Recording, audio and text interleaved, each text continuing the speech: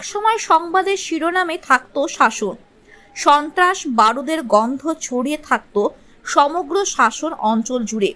2011 সালে রাজ্য পরিবর্তন আসার পর রাজ্যের মুখ্যমন্ত্রী মমতা বন্দ্যোপাধ্যায় বলেছিলেন, বদলা নয় বদল চাই।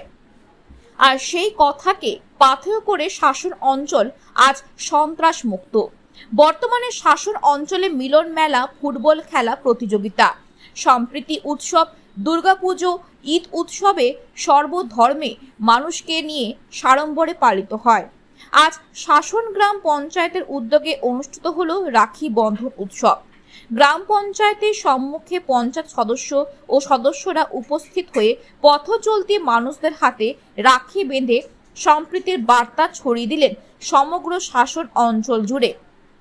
উক্ত অনুষ্ঠানে উপস্থিত ছিলেন শাসন গ্রাম পঞ্চায়েতের প্রধান মৌসুমী ঘোষ, উপপ্রধান জিয়াউল ইসলাম সহ পঞ্চায়েতের বিভিন্ন সদস্যা, আধিকারিকগণ ও এলাকার বিশিষ্টজনেরা। এই রাখি বন্ধন উৎসবে দেখা গেল একে অপরকে রাখি পরিয়ে সম্প্রীতির বার্তা ছড়িয়ে দিতে। এমন একটি অনুষ্ঠান দেখে এলাকার মানুষ আপ্লুত। অনুষ্ঠানকে ঘিরে এলাকাবাসীর উৎসাহ, উদ্দীপনা ও উপস্থিতি ছিল চোখে পড়ার মতন। আজকের রাখি বন্ধন উৎসব আমার তরফ থেকে সব ভাইদেরকে জানাই আনন্দ, প্রীতি ও অভিনন্দন ও শুভেচ্ছা। এটা আমরা প্রত্যেকটা বাঙালি রাখি বন্ধন উৎসব আমরা পালন করি, কারণ আজকে না, সেই 1905 খ্রিস্টাব্দে বঙ্গভঙ্গ আন্দোলন তখন থেকে রাখি বন্ধন উৎসব চলে এসেছে, তার ব্যতিক্রম না।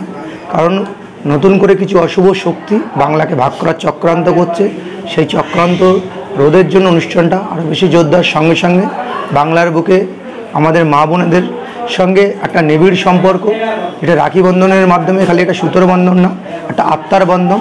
সেই আত্মার বন্ধনটা আরও নিবিড় হোক এবং আমরা ভাইয়েরা দায়িত্ব নেব আমাদের বোনেদের সমস্ত রকম সমস্যায় তাদের পাশে দাঁড়িয়ে তাদেরকে হেল্প করার জন্য।